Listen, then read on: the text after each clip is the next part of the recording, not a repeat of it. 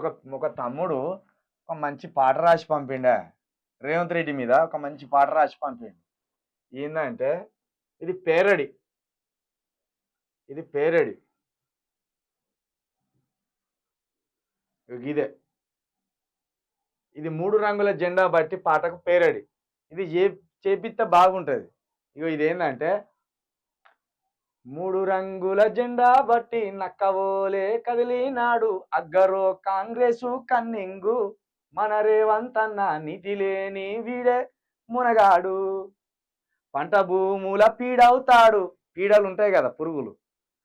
పంట భూముల పీడవుతాడు బీద సాదల శాపం వీడు దొంగ బాబుల పక్షం ఉంటాడు మన రేవంతన్న పేద ఇంటిని పడగొట్టేస్తాడు. ఎవరో మంచిగా రాసిన పాట పంపిన్లు. సోనియమ్మ దీవెనతోటి రాహురన్న సైనికుడయ్యి తెలంగాణను ఆగం చేసిండో మన రేవంతన్న. ఇట్లా ఇట్లా రాసుకొచ్చిండు. మంచిగా రాసిండు పదాలు.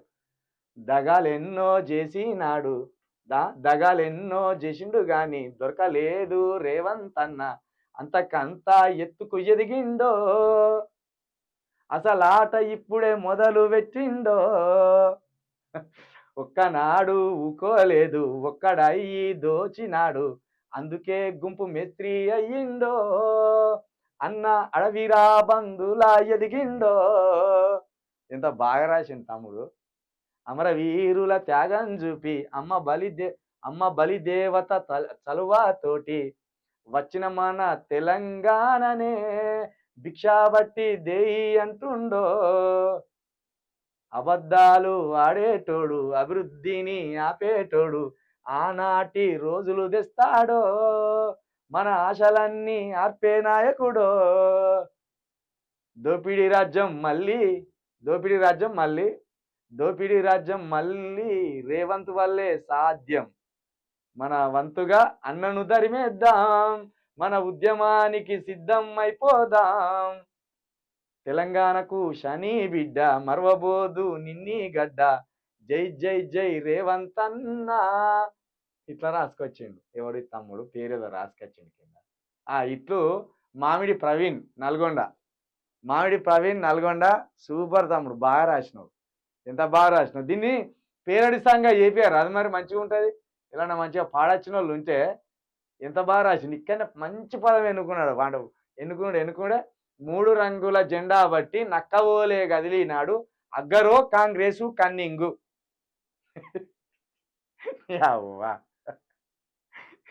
ఇట్లా జెండెత్తుడితోటే జై రేవంత్ అన్న అన్నారు. అప్పుడే నమ్మొచ్చింది నాకు. మరి రేవంత్ రెడ్డి లీడర్ ఏంది, రేవంత్ రెడ్డి నాయకుడు ఏంది? ఓకే, పైసలు ఉన్నాయి, ఏదో ఆ పార్టీలో ఈ పార్టీలో దునికి ఎమ్మెల్యే అయిండు. రేవంత్ రెడ్డి ముఖ్యమంత్రి అయితే ఎట్లుంటుంది అనుకున్నా అప్పుడే నేను. ఎట్లుంటుంది అంటే గిట్లుంటుంది. జమిలీ ఎన్నికలను కాస్త జమినీ ఎన్నికలు చేసిండు. ఏంటిది ఆయన ఎన్ఆర్ఐ అంటే నాన్ ఏదో అన్నాడు ఆయన. కంప్యూటర్ కనిపెట్టిందేమో ఈయనట, రాజీవ్ గాంధీ అట. ఎన్ఆర్ఐని ఒక కొత్త పదం కనిపెట్టిండు రేవంత్ రెడ్డి. ఏదో అన్నాడు. ఇలా జరా ఎన్ఆర్ఐని ఏమన్నాడు ఒకసారి చెప్పుర్రి నాకు, నేను మర్చిపోయినా. ఎన్ఆర్ఐ ఏదో అన్నాడు. మిత్రులారా కామెంట్ పెట్టేవాళ్ళు ఉంటే ఎవరన్నా రారి. ఎన్ఆర్ఐ అంటే నాన్ రిజబుల్ ఏదో అన్నాడు ఆయన. నాన్ రెసిడెంట్ కిందికి వస్తుంది. ఈయన అన్నాడు ఎన్ఆర్ఐ అంటే ఒక విపరీతంగా విచిత్రమైన అన్నాడు. గట్ల కంప్యూటర్ని కనిపించింది ఎవడో తెలియదు. సీతారాం యేచూరి సభలో ఏం మాట్లాడాలో తెలియదు. రాజీవ్ గాంధీ సంస్మరణ సభలో ఏం మాట్లాడాలో తెలియదు. గుద్దూరి సంపూరి నేనే పంపించిన సంకనాకు వచ్చినవా గివి మన ముఖ్యమంత్రి గారి భాష. కాబట్టి భలే రాసిండు సాంగ్ మాత్రం. నాన్ రిలబుల్ ఇండియన్ అన్నాడు ఎన్ఆర్ఐ అంటే. ముఖ్యమంత్రి స్థాయినివి ఎన్ఆర్ఐ అంటే అర్థం తెలియకపోతే కనీసం ఓకే ఎన్ఆర్ఐ సభకు పోతున్నామని తెలిసినప్పుడు ఎన్ఆర్ఐ అంటే ఏంటిదని గూగుల్లోకి వచ్చినా వస్తుంది. నీ సెల్ఫోన్ నీ చేతుల్లోనే ఉండే. మనం ఏం సభకు పోతున్నాం, ఇప్పుడు మనం ఎన్ఆర్ఐల సభకు పోతున్నాం కాబట్టి ఎన్ఆర్ఐ సభలోకి పోయేటప్పుడు అసలు ఎన్ఆర్ఐ ఏంటిది అని కొట్టుకుంటే వస్తుంది అర్థం. అది చెప్పినా అయిపోయేది. వచ్చిండు చక్కగా నిలబడ్డాడు కాన్ఫిడెన్స్గా. మళ్ళా ఇంత కాన్ఫిడెన్స్గా ఎన్ఆర్ఐ మిత్రులకు నాన్ రిలబుల్ ఇండియన్స్కి స్వాగతం అన్నాడు. కథం అయిపోయా. నవ్వుల పాలైతివి. ఏడికి పోయి గిదే కథ. ముఖ్యమంత్రి గారి హోదా, ముఖ్యమంత్రి గారి తెలివి ఎట్లాంటి తీసుకొచ్చి కూర్చోబెట్టుకున్నా మా నెత్తి మీద.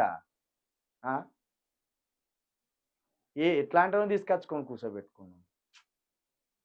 ఎక్కడికి పోయినా సిగ్గపోతుంది మన దేశం, మన రాష్ట్రంది. అక్కడేమో మోడీ గారి డిగ్రీ సర్టిఫికేట్ దొరికాయి, ఇక్కడ ఈయనేం చదువుకున్నాడు చెప్పాడు.